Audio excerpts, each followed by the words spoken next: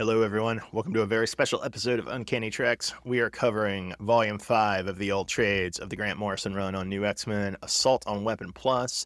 It goes from issue 139 to issue 145. I am Bob in Cascadia. That's Matt in the Southland. Matt, how you doing this evening? Doing really well, Bob. We are going to have an interesting conversation in the second half of this episode pertaining to the second half of this volume. Do Because you not like Chris Bacalo's art? it's not that. When I read this the first time through a couple of years ago, I got to this particular arc in the second half of this volume, and I was, this isn't clicking. When we decided to go back and revisit all this, I was, all right, I'm going to give it another chance. And maybe you can help me figure out why I'm struggling so much with the second part. This is split into two different, very distinctive stories. The first half is primarily about a murder mystery.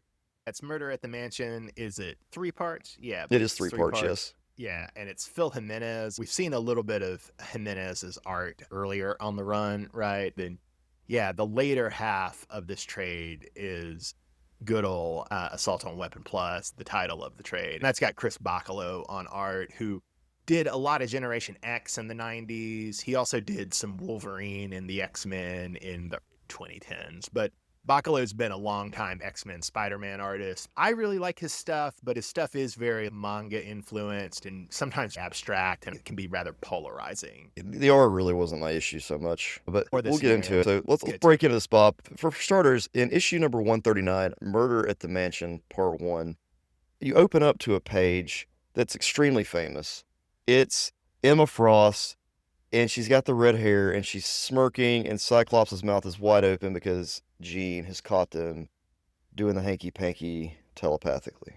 And it's interesting because this is basically the same scene we saw at the end of the last trade, right? And so it's funny to see Frank Quitely doing the art for Riot at Xavier's and now Phil Jimenez doing the art for Murder at the Mansion. They're very different styles, Right. repeating basically the same scene. And he overdoes Emma's face to make it so classically beautiful the way it's drawn. It's got that 60s look to it. She doesn't quite look like you would typically think Emma Frost to look, but it's got that seductress vibe to it. Very good way to open up this trade. Very good. I was struck early on. We saw this in Riot at Xavier's too, but on page 5, we have the Cuckoos, who are now the 4-in-1 taunting Cyclops. Yeah. That cracks me up. We saw a bit of that last trade as well, but I always like seeing the Cuckoos give Cyclops a hard time. Then, Matt, my guess at your favorite panel was going to be similar to where we open with, where we have Jean going full Phoenix confronting Emma. This is on page 8. It's just a single page splash of Emma basically knocked prone in front of Jean as the Phoenix. And Jean is saying, it's just you and me and the Phoenix. Really cool image.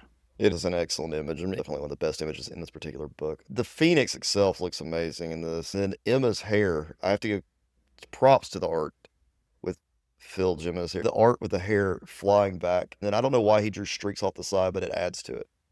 It's beautiful. I think from my favorite panel, I would go 2 pages ahead on page 10, where we see Phoenix or Jean in Emma's mind, and Emma's mindscape is Boston, right? That's where she's from. So we have Phoenix skipping down the path in Emma's Boston mindscape, and it's reminiscent of the Frank Quietly silent issue we looked at way back when it showed, if I'm remembering right, that's Jean and Emma going into Xavier's mind, right? Correct, yes. Really cool work on the mindscape by Jimenez here. I like the way her diamond form is illustrated here as well. Every artist has a different rendition of what's supposed to look like. This is more of a Silver Surfer look to it. Oh, funny. Yeah, it is a thing that lends itself to a variety of different ways. Then this gives us a whole Emma Frost family history lesson, which I'd totally forgotten about the Frost family history. That's pretty important. Emma's brother, Christian, who I think pretty much first appears in this flashback. Maybe I'm wrong about that. Maybe he appeared in 90s Gen X, but I think this is his first appearance, but he's going to be something of a factor in Marauders in the Krakoa era years later. So like a lot of stuff from this run, Jumbo Carnation, Quentin Quire, the Stepford Cuckoos, some of that stuff is big pretty much from now till Krakoa, but some of that stuff gets big again in Krakoa, or relatively big in the case of Jumbo and Christian Frost. Emma's story does not seem that tragic to me. Does it seem very tragic to you, Bob? that she's rich and alienated is part of it, right? Yeah. That story. Yeah. I think you are supposed to think her home life was pretty terrible.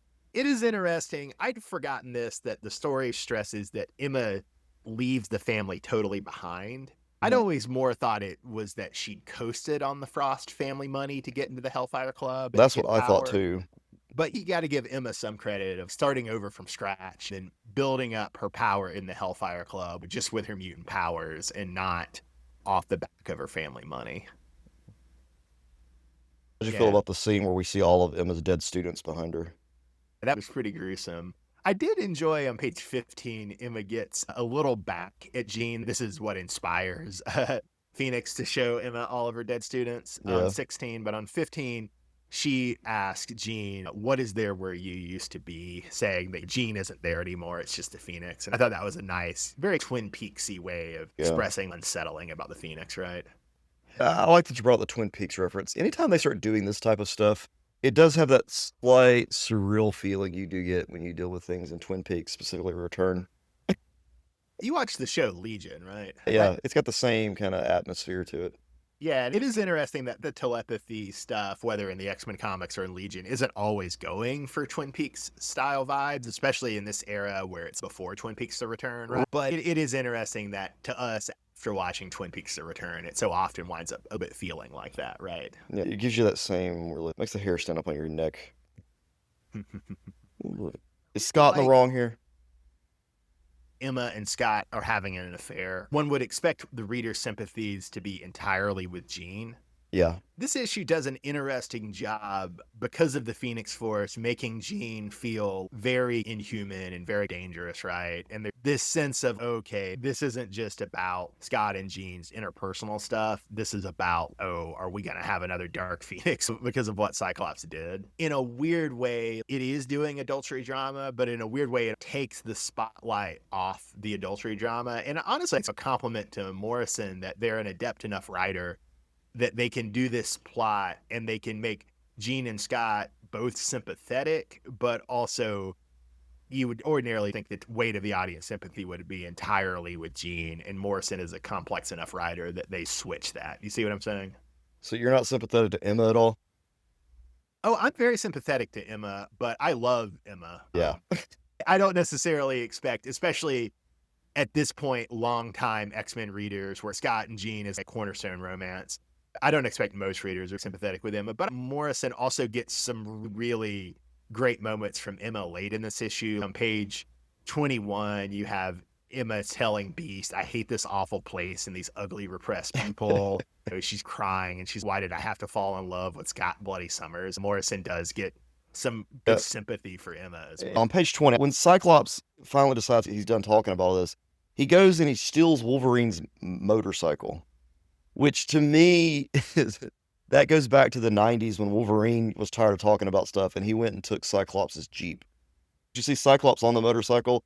He's got that dust jacket he has in X-Men, is it Evolution? Yeah, I think it's X-Men Evolution. But he also has a dirt bike helmet with the ruby quartz lens. So that's the action figure I need. I need Cyclops on a motorcycle with a helmet. Yeah, the dirt bike helmet is interesting looking, right? It almost looks like it's a Weapon X helmet or something. Like you say, it's lit up by the ruby quartz lenses. It's very fun. So, Bob, this issue ends with, of course, a murder, and it is the murder of Emma Frost. And the last person to see Emma alive is Beast. To be fair, the last person we see Emma alive is Wolverine. Beast is charmingly bringing roses, a bottle of champagne, and a to Emma. So I should say Beast discovers Emma is dead. He's bringing her flowers, champagne, and a book. Now, previously we talked about Beast being gay. What is this? Is this trying to make it seem he's bringing her champagne? Come on, that's weird.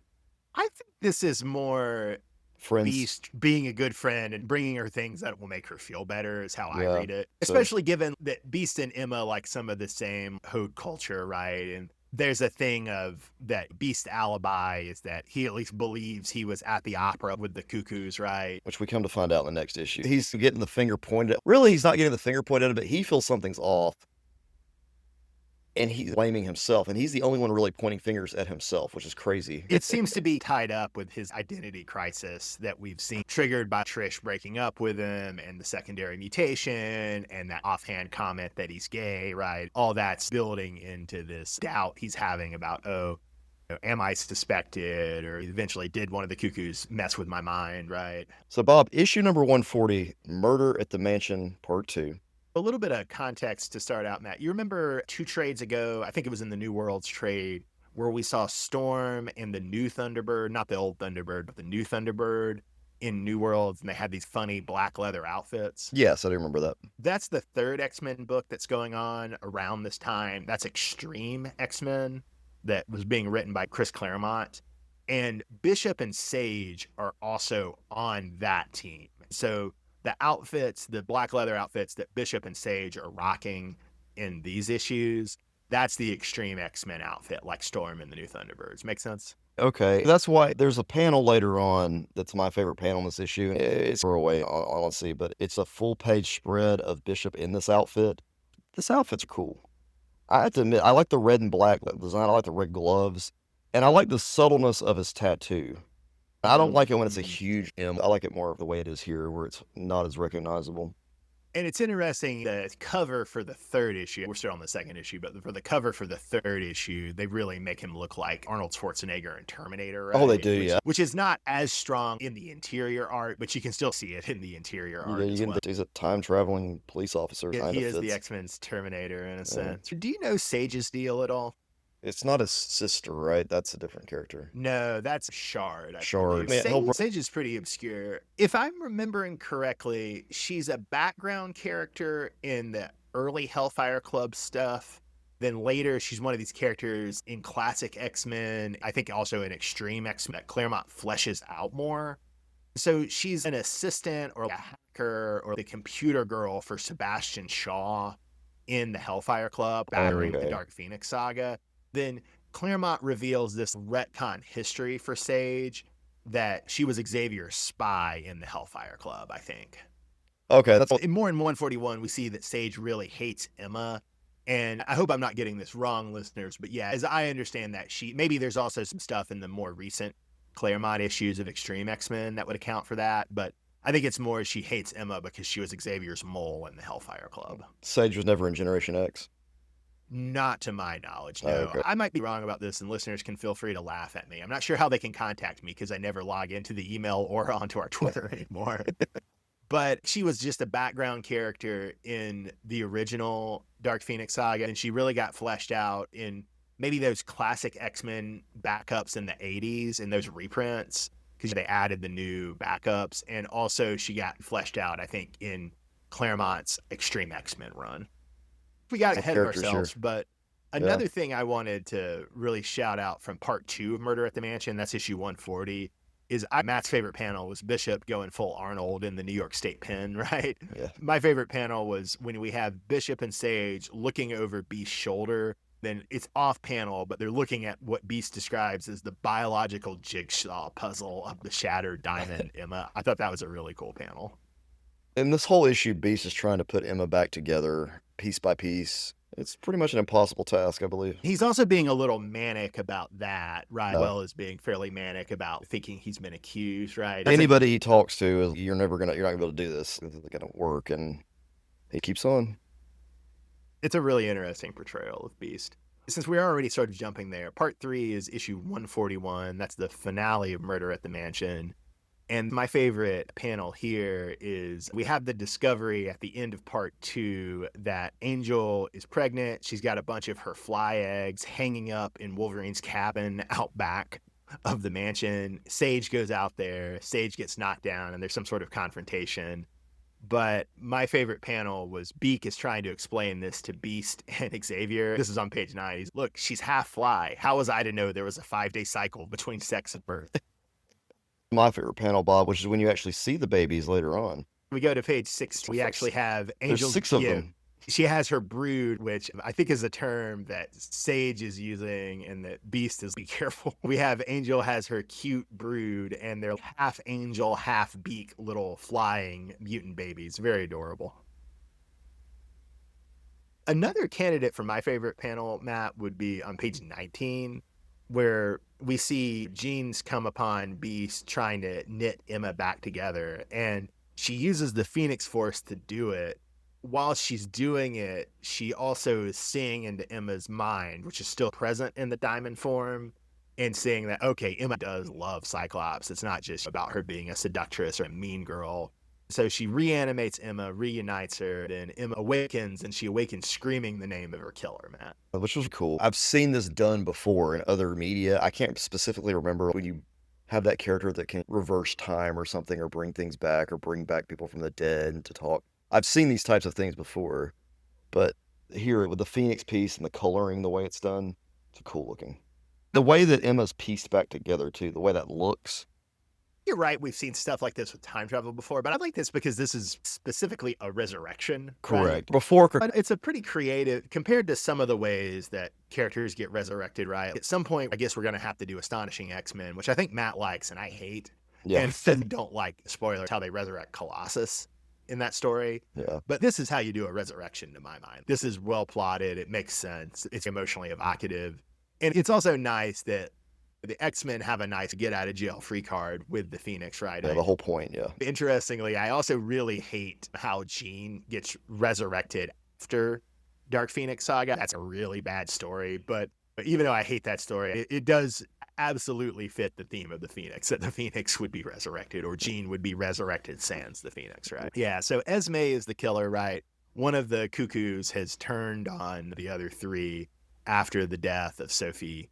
It is also interesting that this basically implies towards the end of this issue that Esme's not only responsible for killing Emma, but she's also responsible for Sophie's death, which is somewhat, Quentin Quire looks like a villain in Riot at Xavier's, full on in some ways. And it's interesting that Morrison, I don't think, is going to do much of this, but later writers are going to use Quentin Quire much more as an X-Men, right? And this a little bit sets the path for Quentin Quire's specifically in Remender's run. I think he's part of X-Force at one point. He's part of the Krakoa X-Force, but I don't think he's part of Remender's X-Force. I think it's Jason Aaron and Wolverine in the X-Men.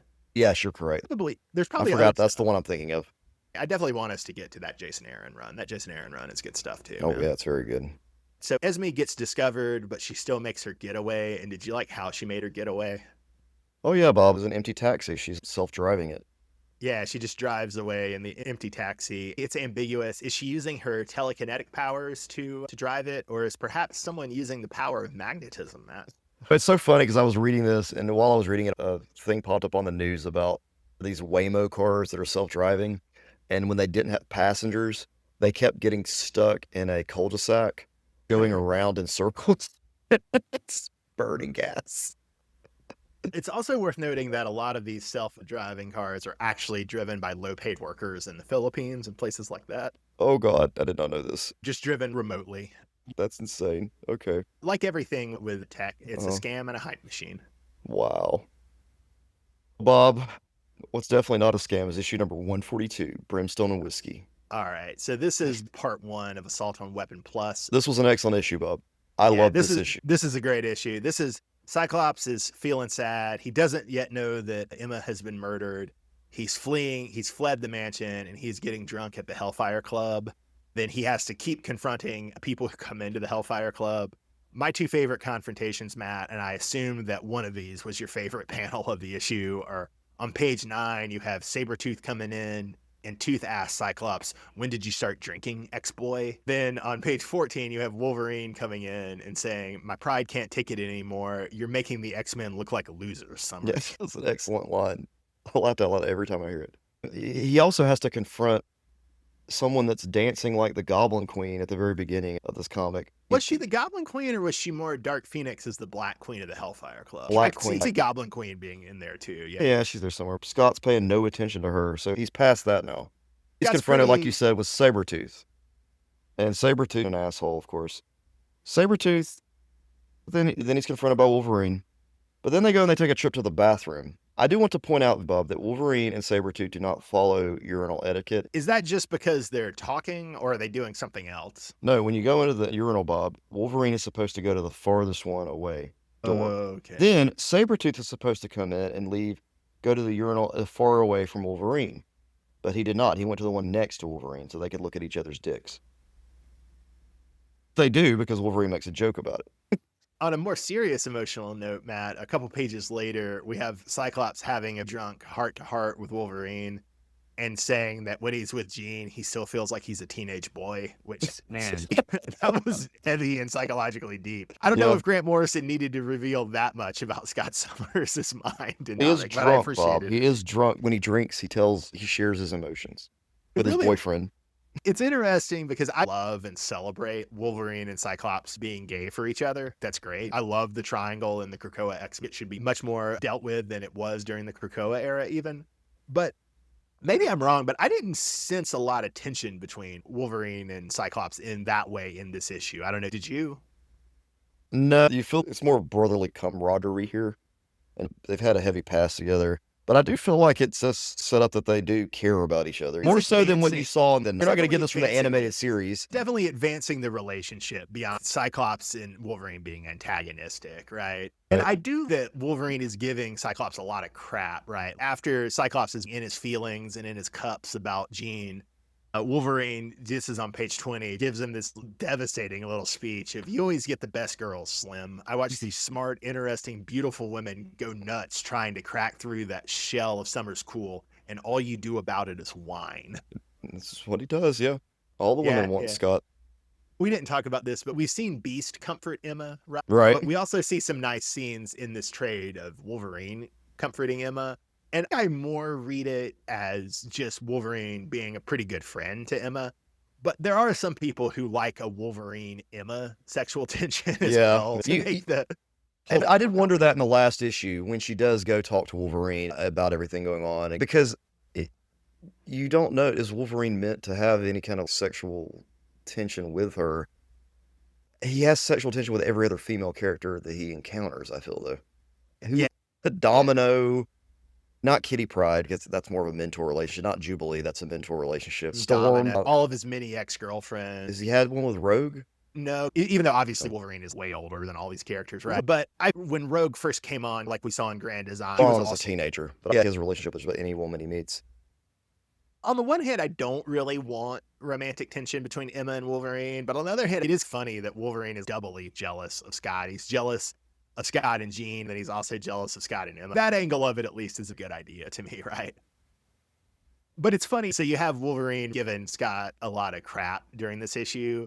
Then at the end of the issue, you have Wolverine talking to Fatomex, and Cyclops has just gotten up to go out, and he falls over at the table because he's so drunk. And Wolverine looks at Fatomex, and this guy is one of the best. It's so funny. All right, Bob. Here's where we're going to get a little divisive. Yeah, so what Fatomex is there for is to recruit Wolverine and Cyclops to go on a mission into the world, right? So Wolverine wants to do this to find out the truth about the Weapon X stuff, the Weapon 10 stuff. Fatomex more wants revenge on the world and wants to stop Weapon 15. And so the next three things we're going to see are all them having this adventure in the world. And the world's a weird environment, Matt. I don't feel like I can honestly explain it well. It's a conceptual space that maybe helps why you dislike it is a little off to you. It doesn't have clearly defined rules, and I understand its purpose, but I think it's poorly executed. Let's just put it this way. The world is supposed to be a Weapon X base, in a sense, where they can freeze time. And when time is frozen, that's where they can do whatever they need to do to get things done. They could have whole series if they want to within this dome, right? While that's the year 2002 outside the dome, inside the dome, it could be thousands of years in the future, just based on how time dilation works. It's a weird, but it's not necessarily our future inside the dome, if that makes sense. It's so hard to explain. That's where I start to lose interest, when I can't just clearly say, okay, this is what it's meant to be. But it gives them an excuse to have so many weapon projects because of the time displacement piece. On this issue, we're introduced to Weapon 15, who is meant to be the ultimate weapon at this point, the highest level weapon they've created. And there's supposed to be this long history of weapons that have been introduced, and this is the first time it's being introduced by Morrison. This is the Wolverine was first. Weapon X, now he's Weapon T. That was teased in New Worlds, but this is the first time it's developed, although a lot of later writers are going to develop it way more. I'm sure back in 2003, this was eye-opening. This was incredible. Oh, wow, yeah, we're exploring this stuff. But going back and reading it now, this is my second time through it. This is where I start to go, okay, this is where I lost some interest. I don't know if it's the writing. I don't know if it's just the concept of the world. I don't know if it's more difficult to follow what's happening. But let's just go through the issues and maybe we can figure it out. All that you said is right. I don't worry too much about, and listeners, I think Matt did a good a job as one can explaining the world, right? So I don't worry that much about the plot of it. I think the world is a good excuse to have interesting action scenes, and I mostly take it for granted on that. So most of the things I wanted to highlight from these 3 issues are action scenes that I thought were striking. Exactly. It's fascinating, Bob, that even in our notes, we had a whole page for the whole murder thing. Then we barely have half a page to flesh out the last 3 issues because it's just a lot of action. Yeah. Heavy in action, and the consequences are not necessarily there because you're in this dome world. They do eventually leave the dome later on in the later issues. And they're in space, yeah. So it does change setting at one point, so you do leave that particular thing. And I will say, I thought the space cops were dumb. Matt's not a fan of the space police. One other thing, I don't think this actually clarifies anything about the world, but the last 3 issue titles are 143 is the world, 144 is the flesh, and 145 is the devil. And that's an old saying from medieval theology of those are supposed to be the 3 enemies of the Christian soul, right? The 3 sources of temptation for the Christian soul or the world, the flesh, and the devil. And they each tempt you to different sorts of sins. Does that make sense? Yeah, that does make sense. And the way it's set up, the way it's structured, that follows thematically. Also, a lot of stuff has been titled in the 20th century, the world, the flesh, and the devil. There's a fun little bit of science theory that a lot of science fiction writers like from the 20s by a guy named J.D. Bernal called The World, the Flesh, and the Devil. It's like a speculation about what the future might be like. It's been about 10 years since I've read it, and so my memories of what the actual argument of that book, The World, the Flesh, and the Devil are weak, but it's an interesting book. Worth reading. There's also a late 50s movie called The World, the Flesh, and the Devil that I've never watched, but it's a common phrase, but it's also an evocative phrase you often see used for art and for books and for movies. 143, this is Assault on Weapon Plus Part 2, The World. And so my guess at your favorite panel was actually this big double-page splash we have that Bacalo draws Wolverine going after an AIM guy with a bazooka, and it's a crazy angular and interesting double-page splash. So I thought that might be your favorite panel for this first issue. It is beautiful. I have to say that. It is a great look. I love that the AIM guy has a wristwatch on. I don't know why he has that.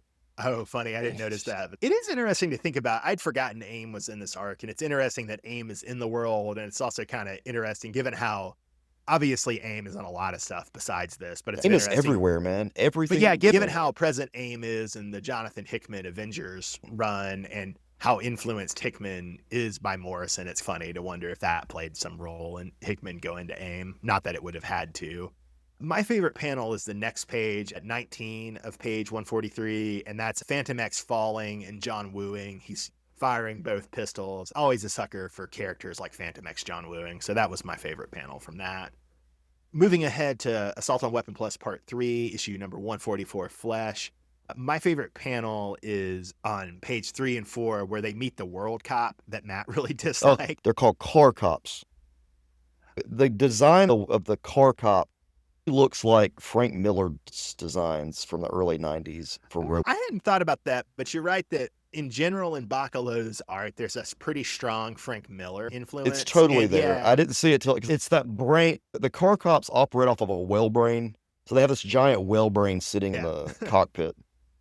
And it looks like something off of RoboCop. Maybe that's what he was going for. It's funny, but what I like even more than the design is Cyclops being a bit weirded out and in a defensive posture about this World Cop. And Fatomex is just a car cop, world police, just another day in the world for Phantom. He doesn't care about it at all. And so that interplay of this being an opening issue splash and Cyclops being all tense for a fight and Fatomex being really casual about it really made me laugh. I also want to note, too, that Cyclops, and it points out, and it may not even be in this particular issue, but he points out, too, that he knows that Wolverine's been going to the world at some point prior to this. he's been using that time. He's been training there or something with Fatomex. I think you could also just view that without seeing it as a little bit of, oh, this is how Fatomex and Wolverine plan to do this, right? So this is Morrison's representation of how they planned off panel out of the story to do this. That makes sense. What While do you you're think of looking the for design that, of Weapon 15, Bob? before that, my favorite panel for this issue is page 7, where Fatomex, because a lot of this issue is Fatomex explaining stuff to Cyclops, right? But really put Cyclops in the reader position. I like that on this page, Fatomex admits to Cyclops that the French accent is fake. He just Yeah. likes it. Yeah, he had so many other options and choices of things he could do with his life, and he went with using that French accent. You had a good question about what do I think about Weapon 15 Weapon 15's design. design, because I was Yeah. expecting something more. I can't say I'm a huge fan of it. It's generic crap design I've seen on so many other Well, characters. let me put it to you in a different way. I like the actual design that Bacalo did, and it could be cool in many contexts. In this climactic context, I don't really buy it, and it doesn't emotionally hit for me. Does that distinction make Yeah, sense? it makes sense. For what they're trying to do here with the reveal, it doesn't feel like it's anything special. You've never read Alan Moore's Captain Britain, have you? No, I have not. I don't remember Captain Britain that well, and it's not one of my favorites, but a very interesting comic. But there's a big villain. I'm pretty sure it predates the Terminator, so it would have been an influence on the Terminator even potentially. But there's a Terminator-style villain in the Captain Britain run called the Fury. And the Weapon 15 design, in some ways it doesn't look like the Fury, but in some ways maybe it's trying to evoke the Fury from the Captain Britain run. Okay. I agree with you that it doesn't work super well in context. Although No. the fight scene you get between Wolverine and Weapon 15 on page 15 is rather cool. And I do want to kind of get to where we talk about, so we're hitting issue 145, Bob Devil, right? The final issue. Yeah. In this Well, particular- in 144 Flash, but yeah, let's go ahead and move on to 145, the Devil. So when we hit the Devil, Bob, here's where we get to the meat of this particular arc. This is where we find out the real reason that Morrison wanted to write this, because we're getting information about Wolverine's past. That was the whole reason Wolverine wanted to come along on the adventure, because he wanted to learn more about himself. A lot of the issue is Cyclops and Fatomex fighting and holding things off while Wolverine sits at a computer screen and looks at big Black and panels white of photos. text and black and white photos of Captain America and Nuke, which honestly, there's something so incongruous and funny about it that I thought you might actually like. I wasn't sure, but I thought you might like those panels of Wolverine raptly staring While people the are shooting images. around him. I'm fine with it. I guess part of me too, I wanted the full set of files for my own benefit, which I'm hoping, do they make some companion book to go along with this? Morrison, I don't think, is interested in giving you the full list. They're interested in leaving it open for future writers to explore. They want someone else to come in there and take and run with this. I get it. But I just wonder if someone did another piece, did a future writer.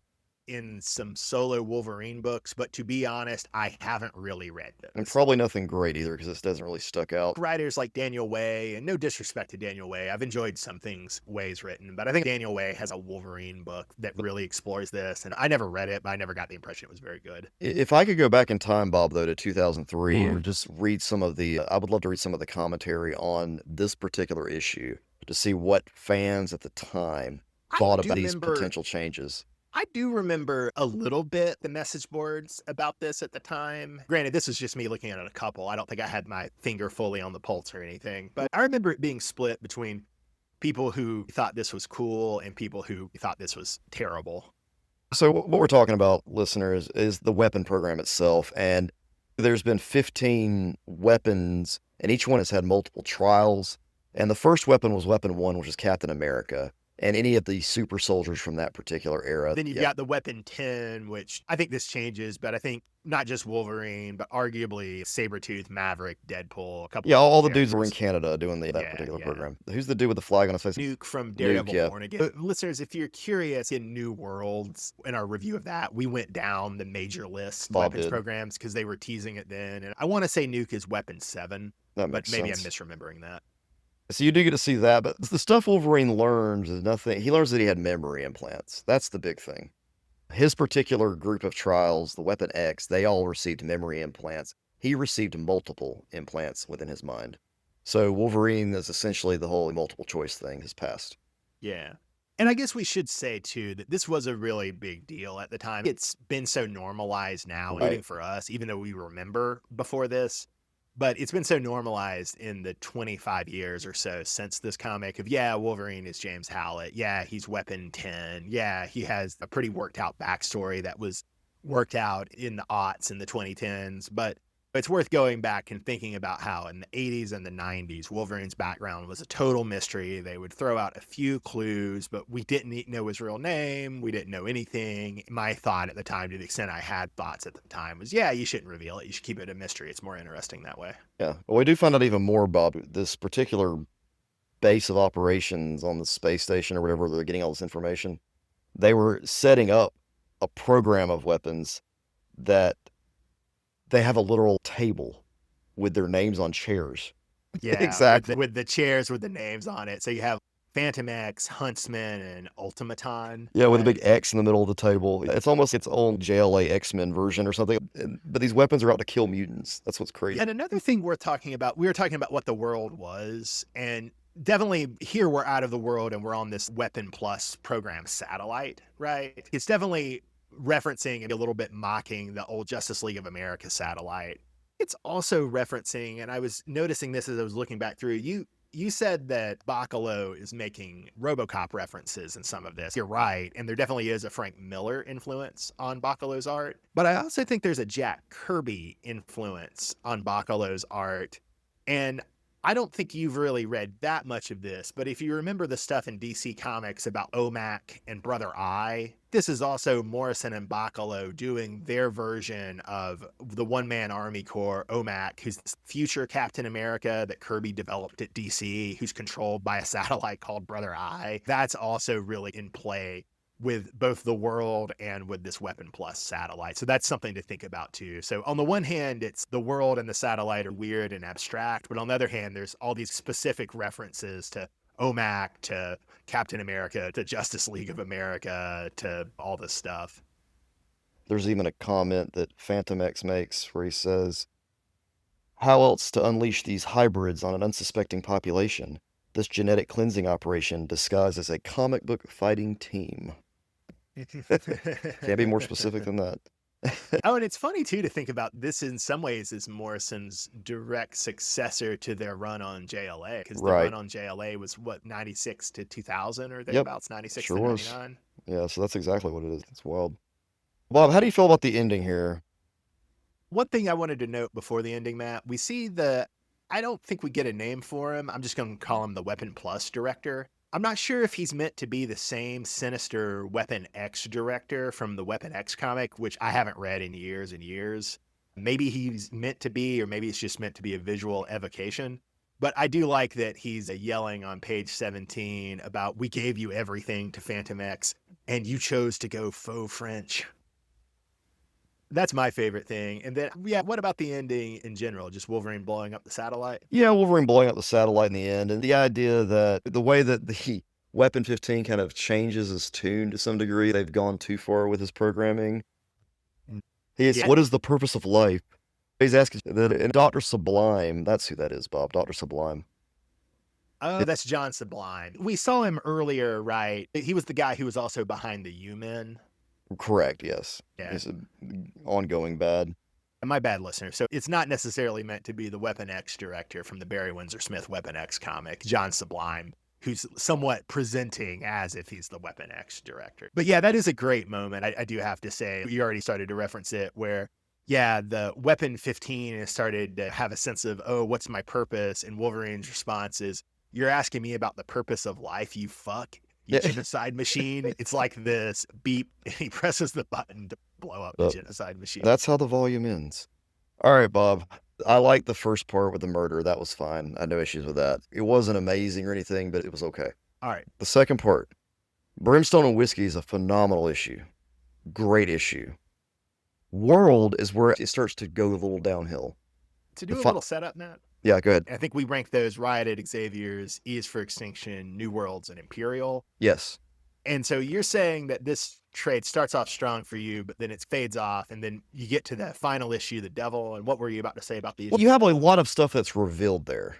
And like we said earlier, yes, back in the day, that was probably amazing. That was, wow, all this information we're getting, they're dripping out to us that could potentially change Wolverine's origins. I get that. But reading it now, it doesn't have that same feeling. It doesn't have Yeah. as much of an effect. Maybe that is what impacted my opinion of the book. I also want to emphasize, Temple's, I'm not down on this book. This is still Yeah, a yeah. phenomenal book. This is great X-Men reading, and I highly recommend it. I'm just saying that we're about to talk about ranking these as far Yeah. as Morrison's work. And I do want to say, Bob, what is your intended ranking? Let me go with yours first. So you definitely prefer Riot at Xavier's to this trade, right? I prefer Riding Xavier's to Assault on Weapon X, yes. And by Assault on Weapon Plus, you mean the whole trade, right? The whole trade, yes. Yeah. Do you prefer the opening trade, E is for Extinction, to this whole trade, Assault on Weapon Plus? I give more props to Assault on Weapon Plus, probably. This is not as good as Ride at Xavier's, but it's better than E is for Extinction.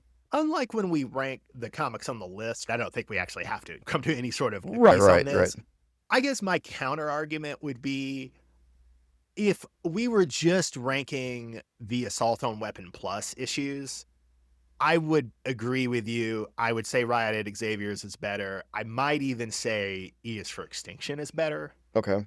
But I think that Murder at the Mansion is pretty close to being my favorite story in the Morrison run. Like you say, the prologue or the part one of Assault on Weapon Plus, Oh, it's a Brimstone and phenomenal Whiskey. issue. Yeah, phenomenal issue. And then I like Chris Bacalo's art. I agree with you that the world doesn't hit for me, but I still like Bacalo's art. I like how they use the world as basically an excuse to do a lot of silly action. And also, as we talk about more the layers of references that Morrison and Bacalo are putting on here with the Justice League of America and OMAC, it does make me appreciate what they're doing here a bit more. Okay. So I would agree with you that definitely the Assault on Weapon Plus arc is not as strong as Riot as Xavier's, but taken as a collection, I think I prefer this collection to Riot at Xavier's, if that makes Okay. sense. I just really enjoyed the whole Quentin Quire story,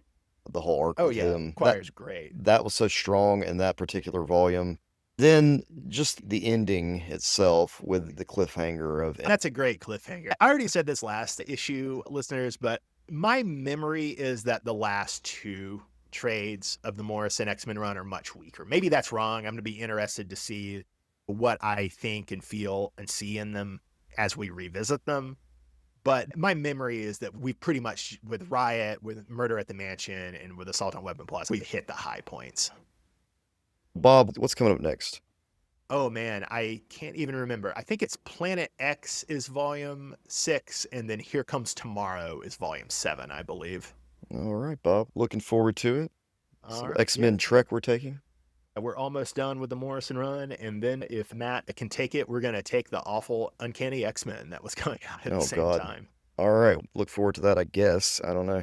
A quick question, Bob. Do any of the stories cross over at all? Do they acknowledge each other? Cross over that much, but there's some visual and thematic similarities. Okay. So listeners, you can look forward to that, I guess. Exactly. All right. Exactly. All right. This has been Uncanny Treks. I'm Bob in Cascadia. That's Matt in the Southland. Thanks for listening, everyone. Thanks for listening.